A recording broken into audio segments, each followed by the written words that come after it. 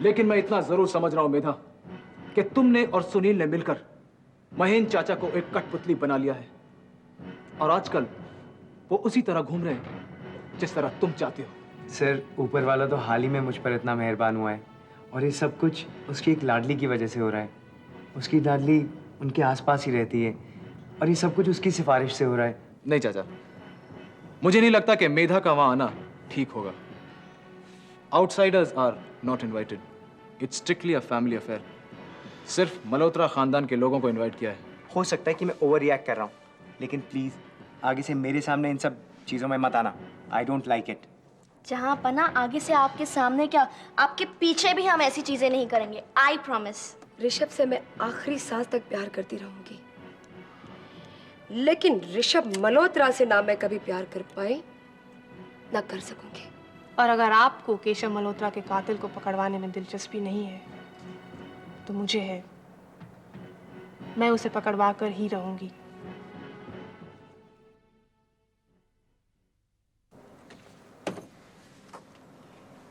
क्या हम अंदर आ जाएं ऋषभ जी? पूजा, तुम यहाँ? देखिए, हमें माफ कीजिए, हमें यहाँ आना नहीं चाहिए था। ओफो पूजा, कैसी बात कर रही हो तुम? You are most welcome. आओ बैठो, कम। नहीं, आप शायद काम में व्यस्त होंगे। हमने आपको क्या कहते हैं वो डिस्टर्ब किया। तुमने मुझे बिल्कुल डिस्टर्ब नहीं किया। एक्चुअली मैं पहले से डिस्टर्ब था, लेकिन तुम्हारे आने के बाद मेरी डिस्टर्बेंस 9 तो 11 हो गई है। पूजा, तुम बाहर से दिखने में तो बड़ी छुई मुई हो, लेकिन तुम्हारे अंदर एक अजीब सा रोब है। जब भी तुम्हें देखता हूं ना, मेरी परेशानियां उल्टे पांव भाग जाती हैं। आपको भी खूब बहलाना आता है। कमबख्त, यही तो एक आदत नहीं है मेरे अंदर। झूठ मूठ किसी के दिल को बहलाना मेरे बस की बात नहीं है। दरअसल पूजा, किसी भी तरह का झूठ किसी भी शक्ल में ना मैं बोल सकता हूं, ना ही मुझसे बर्दाश्त होता है। और शायद इसीलिए मैं जिंदगी में अकेला रह गया हूं। देखिए, हमें क्षमा कीजिए, हमारे कहने का मतलब वो नहीं था। पूजा, तुम्हें अपने बातों का मतलब समझाने की कोई जरूरत नहीं है। बैठो, प्लीज सिट डाउन। मेरी जिंदगी में एक तुम ही तो हो जो बिल्कुल प्योर हो, एब्सोल्युटली अनकरप्टेड। न कोई छल कपट दिमाग में, न मन में। वैसे मेरे आसपास सारे लोगों में मिलावट है, लेकिन तुम मुझसे वादा करो पूजा, तुम कभी नहीं बदलोगी। You will never change, okay? आप तो हमें आंखों पर बिठा रहे हैं। क्योंकि तुम्हें दिल में नहीं बिठा पाया ना, इसलिए। और हम वहाँ रहना भी नहीं चाहते। उसका हक तो सिर्फ मेधा जी को है। हम तो सिर्फ आपके दोस्त बनना चाहते हैं। सिर्फ दोस्त नहीं, सबसे प्यारी दोस्त। और अगर ये दोस्त हमारे साथ है ना, तो जिंदगी में हमें कभी अकेलापन महसूस नहीं होगा।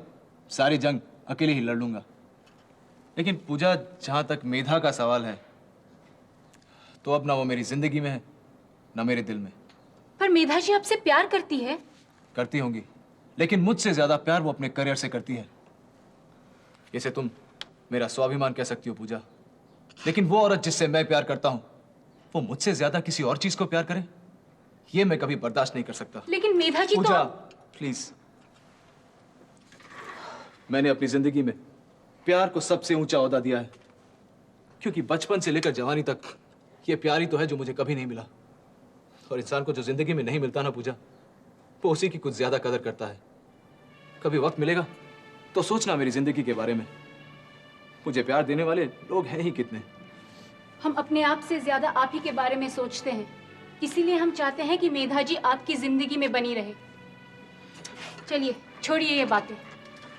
हम आपके लिए खुशखबरी ले आए हैं। खुशखबरी? और मेरे लिए? क्या? माँ जी ने शराब पीनी कम कर दी है। What? और हम इस कोशिश में हैं कि वो पूरी तरह उसे छोड़ दे। That's great Puja, that's simply great। जो काम मैं इतने दिनों में नहीं कर पाया, तुमने इतनी जल्दी कर दिखाया। तुम कमाल हो यार, really। क्या कहा आपने? यार? हमें अच्छा लगा, बहुत अच्छा लगा। जिस जज्बात से आपने ये ओहदा हमें दिया है ना, ऐसे लगता है कि जैसे आपने, क्या कहते हैं उसे, हमारे गले में एक गोल्ड मेडल पहनाया हो। पूजा, you're something else। वैसे ये गोल्ड मेडल जो मैंने पहना है ना, तुम उसे डिजर्व करती हो। पूजा, अगर माँ ने शराब पीना छोड़ दिया ना, तो हमारी जिंदगी की शक्ल फिर से हसीन हो जाएगी। आपका ये दोस्त पूरी कोशिश करेगा, मगर आपने अपने आप को एक परेशानी में डाल दिया है। कैसी परेशानी? आपने तो हमें आपका दोस्त मान लिया, तो आपको हमारी एक शर्त माननी पड़ेगी।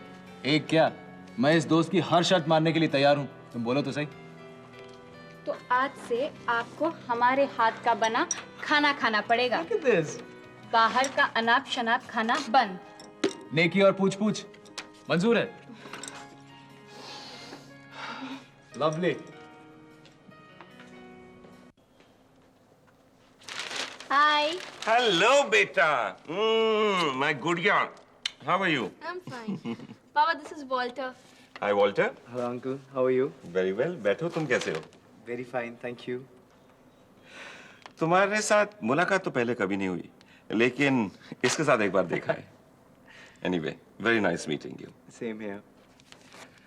बताओ, क्या काम है? जल्दी जल्दी बताओ। कोई काम जरूर है। पापा, एक काम तो ये था कि आपको वॉल्टर से मिलवाना था। पापा, वॉल्टर ने म्यूजिक वर्ल्ड में अपनी पहली सक्सेस हासिल कर ली Really? Hey, great. और म्यूजिक कंपनी ने वॉल्टर से एल्बम्स भी मांगे हैं। Very good. Congratulations. Thank you very much sir. I need your blessings. Always, my dear. पापा, वॉल्टर और मैं शादी करना चाहते हैं। Really? अरे, very good news. He's a good boy. I'm so happy. लेकिन वॉल्टर के माँ बाप नहीं हैं, इसलिए बड़ों में हम सिर्फ आपसे ही बात कर सकते थे। पापा, हमें आपकी रजामंदी और आशीर्वाद चाहिए। आपकी रजामंदी और आशीर्वाद चाहिए? Silly girl. मेरी रजामंदी और आशीर्वाद तुम्हारे साथ है, with both of you. बेटे, मेरी रजामंदी इसलिए नहीं कि वॉल्टर म्यूजिक वर्ल्ड में कामयाबी हासिल कर रहा है, बल्कि इसलिए कि हर कदम पर यह लड़का तुम्हारे साथ है। मैं तो ये जानता हूं कि अगर तुम दोनों साथ में आए हो तो ये हमारे क्राइसिस के बारे में सब कुछ जानता होगा। This means he loves you. Thank you very much uncle.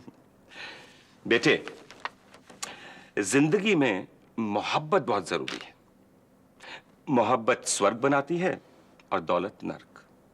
Love is more important than money. याद रखना। ये सर। पापा, पापा, मैंने आपसे झूठ बोला था। हमारे यहाँ आने की वजह आपको वॉल्टर से मिलाना नहीं, बल्कि एक बहुत सीरियस प्रॉब्लम की वजह से हम यहाँ आए हैं। पापा, वॉल्टर और मैं बहुत डरे हुए हैं and we need your help. क्या बात है?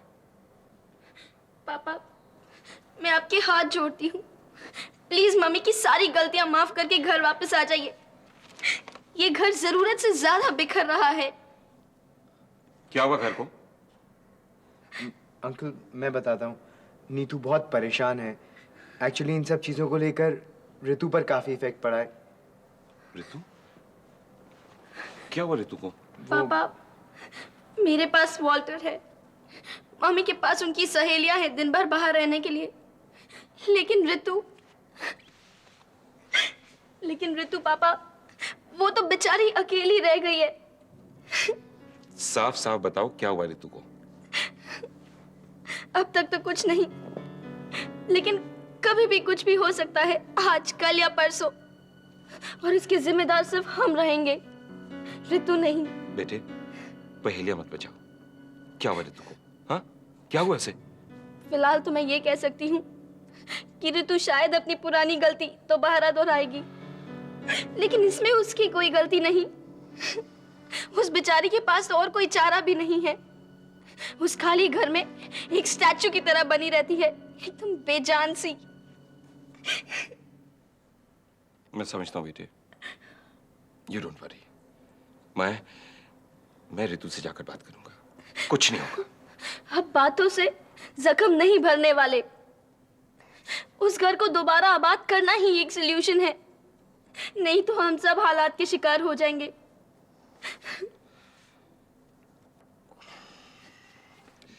बेटे, अब तुम ही बताओ, मुझे क्या करना चाहिए? पापा, एक आखिरी कोशिश, for my sake, for Ritu sake, मम्मी से मिलकर एक नॉर्मल रिलेशनशिप कायम करने की कोशिश तो कीजिए। सॉरी बेटा, दैट्स नॉट पॉसिबल। नामुमकिन है। पापा, हमें जो पॉसिबल दिखता है अक्सर वो भी तो नहीं हो पाता। जिंदगी हमारी नहीं, अपनी मनमानी से चलती है। शायद जिंदगी को हम पर इस पर तरस आ जाए, शायद सब कुछ नॉर्मल सा हो जाए। बेटा, बेटा मैं तुमसे वादा नहीं करता हूं, लेकिन कोशिश जरूर करूंगा। वॉल्टर, हाँ जी। मेरे साथ तुम भी इसकी जिम्मेदारी उठा लो। एंड आई प्रॉमिस यू, मैं अपनी तरफ से पूरी कोशिश करूंगा। I'll do my best.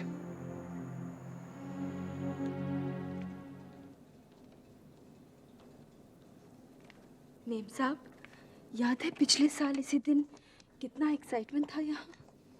हाँ, केशव का जन्मदिन स्वेतलाना के लिए हमेशा एक त्योहार की तरह हुआ करता था। साल के 365 दिनों में केशव का बर्थडे उसके लिए बहुत इम्पोर्टेंट हुआ करता था। मैडम कैसे भाग भाग कर सारा अरेंजमेंट करती थी, हम लोगों के नाक में तो दम कर देती थी वो। दिन वही है, लेकिन साल बदल गया और केशव हम लोगों के बीच नहीं रहा। मुझे याद है जब केशव स्वेतलाना की जिंदगी में ढेर सारी खुशियां लेकर आया, तो मुझे लगा ये खुशियां हमारी जिंदगी में पल दो पल के लिए नहीं है, बल्कि हमेशा के लिए हैं।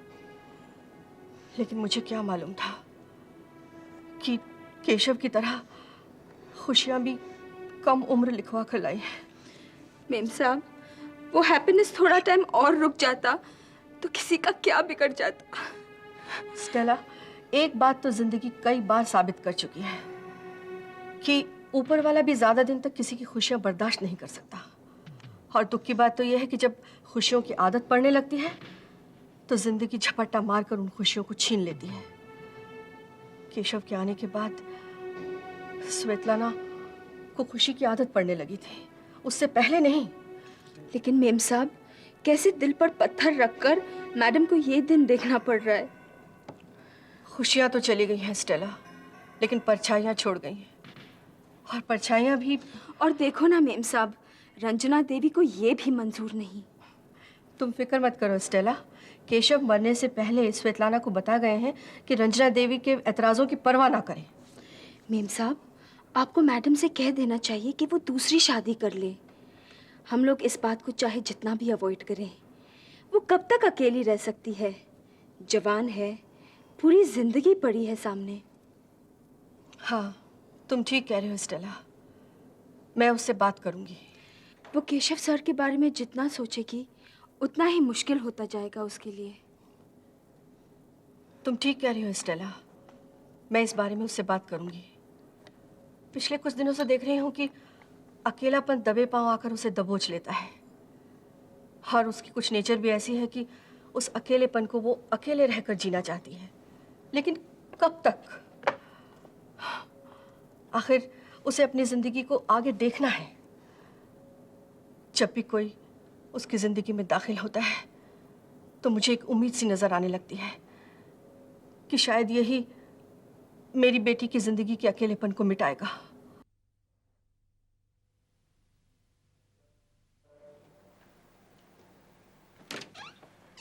May I come in? Yes Karan, come इन।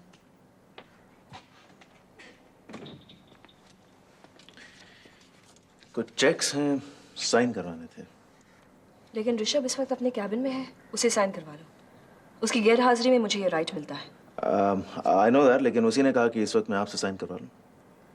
आलोक, मैं इसे आदत नहीं बनाना चाहती हूँ, उसी से साइन करवा लूँ। मैं बात करूँ उससे? No wait, hold on, excuse me, लेकिन आप इशू क्यों बनाना चाहती हैं? इस वक्त तो किसी गेस्ट के साथ बैठा है और वो भी लड़की है। आप उसे रोमांस क्यों नहीं करने देती? भाई ऑफिस के ऐसे रूखे सूखे काम के बीच में थोड़ा सा ब्रेक चाहिए नहीं? Come on. Okay. Thank you. मैं लोकल मार्केट में गारमेंट बिजनेस की स्टैटिस्टिक्स कंपेयर कर रही थी। आई एम सॉरी आपको डिस्टर्ब किया, लेकिन वो सारे स्टैटिस्टिक्स मैं अकाउंट्स डिपार्टमेंट से कंपेयर कर चुका हूँ। आप खामखा परेशान होती हैं। आई नो दैट करण, लेकिन फिर भी इस वक्त साइन करने में ज़रा मैं स्टैटिस्टिक्स में बहुत ही इन्वॉल्व थी। आई अंडरस्टैंड दैट, लेकिन मैंने सोचा कि ऋषभ के रोमांस को तोड़ूं, इससे अच्छा है कि आपका स्टैटिस्टिक्स के बीच में आ जाए। मेधा उसके साथ है? नहीं, पूजा है। तो ऋषभ को पूजा पाठ करने दो और मैं दोबारा डूब जाऊं स्टैटिस्टिक्स में। Sure, thank you. और हाँ, कॉन्ग्रेचुलेशंस, केशव का बर्थडे सेलिब्रेशन आपके यहाँ होगा। Thank you. मेरी तरफ से भी कॉन्ग्रेचुलेशंस, आप इस बार जीत गई। करण तुम चलो और दरवाजा बंद करो प्लीज। या sure. Congratulations once more. Thanks नहीं कहूँगी। नहीं, क्योंकि तुम्हारी जुबान पर भले ही मुबारकबाद हो, लेकिन तुम आती हो बुरी खबर की तरह। दुनिया हमें बद्दुआएं देती है, भला बुरा कहती है, लेकिन अफसोस हमारा कुछ बिगड़ता ही नहीं। देविका, जहां तक मेरा सवाल है, मैं तुम्हें इतनी इंपॉर्टेंस देती ही नहीं कि तुम्हें बद्दुआएं देनी पड़े, और नहीं केशव तुम्हें इतनी इंपॉर्टेंस देता था। केशव और मेरे बीच में क्या था, ये सिर्फ केशव और मेरे अलावा और कोई नहीं जानता था। क्योंकि और कोई जानना ही नहीं चाहता। देविका, यकीन मानो तुम्हारी हस्ती में किसी को दिलचस्पी नहीं है। Nobody is interested in you or your life. तुम बेकार में अपने आप को सब पर थोप रही हो। लेंगे, दिलचस्पी लेंगे। You see, the thing is कि मैं लंबा खेल खेलने में विश्वास करती हूँ। तुम्हारी तरह मीडियोकर सक्सेस में मुझे मजा नहीं आता। नाइस फोटोग्राफ, लेकिन जरा पुरानी है, डोंट यू थिंक? देविका, इस फिल्मी अंदाज में जिंदगी बिताओगी तो शायद 3 घंटे तक किसी पर तुम्हारा इंप्रेशन कायम रह सकता है, लेकिन 3 घंटे से ज्यादा कोई भी तुम में इंटरेस्टेड नहीं रह सकता है। बात में गहराई है देविका, घर पर बैठकर सोचना। ना समझ आए तो तुम्हारी जिंदगी जो बाकी है ना, तुम पर ये साबित कर देगी। ओके? नमस्ते मैम साहब, आपने मुझे याद किया। मुझे खबर दी गई कि आपने मुझे कहा है बंगले पे आके मिलने के लिए। तुम? ओहो मैम साहब, आपने मुझे पहचाना नहीं। मैं सिल्वर स्टेट में काम करता हूँ, श्वेतलाना मैडम का ड्राइवर हूँ मैं। अरे हाँ हाँ, तुम तो हमारे पुराने ड्राइवर हो, मैंने तुम्हें बुलाया है, बैठो। अच्छा मैम साहब, आप बताइए काम क्या है? काम तो है, लेकिन तुम बहुत बदल गए हो। क्या है मैम साहब कि काफी टाइम के बाद आपसे मिल रहा हूँ ना। जब से तुम्हें केशव साहब ने सिल्वर स्टेट में रखवाया, तुम लौट के कभी वापस नहीं आए। आप हुक्म करती मैम साहब, मैं हाजिर हो जाता था। एक बात याद रखो ड्राइवर, जिन लोगों की वजह से तुम जिंदगी में तरक्की पाते हो ना, उन्हें कभी भूलते नहीं। मैं कभी भूला नहीं हूँ मैम साहब, मैं तो आप लोगों के लिए हमेशा प्रार्थना करता हूँ। तुम तो जानते हो ड्राइवर, हमारे खानदान में कितने उतार चढ़ाव आए हैं। तुम्हारे साहब की कुछ गलतियों के कारण इस खानदान में कभी ठहराव नहीं आया, लेकिन हम कोशिश कर रहे हैं। तुम्हारी भी तो कोई जिम्मेदारी है। जरूर मैम साहब, आप हुक्म करें ना हमको। हम पुराने लोगों से मदद की खास उम्मीद रखते हैं। हम जानते हैं कि वो हमारे लिए कुछ करेंगे और हम उनके लिए।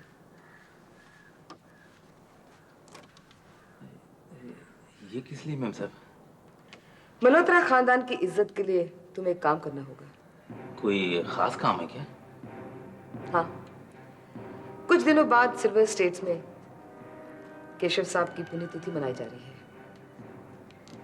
मैं चाहती हूँ कि स्वेतलाना वहाँ शामिल हो। मैडम के घर में हो रहा है और मैडम ही हिस्सा ना लें। मैं चाहती हूँ कि एक दिन पहले तुम उसके खाने में कुछ मिला दो, ताकि उसकी तबीयत खराब हो जाए, वो हवन में शामिल न हो। समझ गया मैम साहब, बिल्कुल समझ गया। लेकिन आप अपनी अमीरी में हम गरीब को नहीं समझ पाई। जिस गरीब को आप पहचानती तक नहीं, और मैं शर्त के साथ कहता हूँ मैम साहब कि जिसका नाम तक आप नहीं जानती, उसके सामने आपने ये हरे नोट का बंडल रखकर अपनी मोहर तो लगा दी मैम साहब। लगता है तुमने शराब पीनी बंद कर दी है। हर शराब पीने वाला नमक हराम नहीं होता मैम साहब। उधर श्वेतलाना मैडम, जिन्होंने मुझे अपने भाई की तरह इज्जत दी, आज आप चाहती हैं कि मैं उनका साथ छोड़कर आपका सगा बन जाऊं? नहीं मैम साहब, ऐसा नहीं हो सकता है। जितने आसानी से आप ये हरे नोट का बंडल फेंक सकती हैं ना, उतने आसानी से हम गरीब अपना जमीर नहीं बेच सकते। मैम साहब, जरा साफ साफ बोलने के लिए माफी चाहता हूं आपसे। कोई सीधा काम हो तो अपने को याद करना मैम साहब। माफी चाहता हूं। नमस्कार।